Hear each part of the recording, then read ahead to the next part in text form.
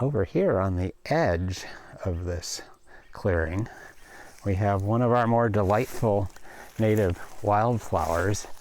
This is the Columbia lily, Lilium columbianum, and this one's still going strong. And as you can look, there's a bunch of others, and most of them are a little beyond their prime right now, but you know, we still get to see some of them.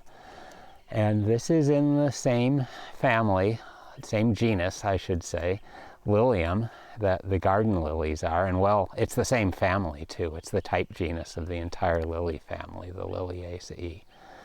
And some people even call this a tiger lily because it is orange and it looks similar to it for good reason.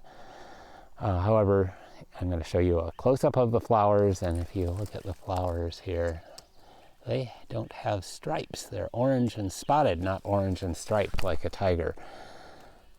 So I prefer to call it a Columbia lily because that is the literal translation of the Latin name for it. And this was used by the First Nations as sort of like a condiment. The roots are edible, but they're very spicy and peppery tasting. So they were used to add some flavor to some of their dishes.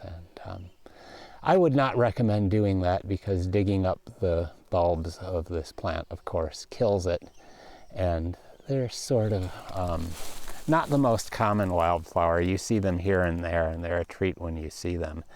And in many parts of the world, the wild lilies have been totally decimated by over-harvesting and over-collecting in the wild. And over here, we can see what they do when they ripen. Here's one of the early blooming ones that is well-set seed, and you can see there is this capsule that it's making that's going to be full of these little black seeds.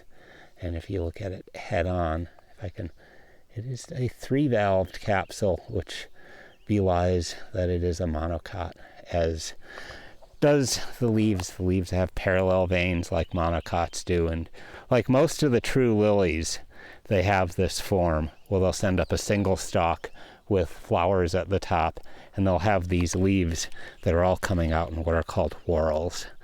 They're coming out all opposite of each other in these rings along the stem. Anyway, there we have it, the Columbia lily, Lilium columbianum. Happy exploring.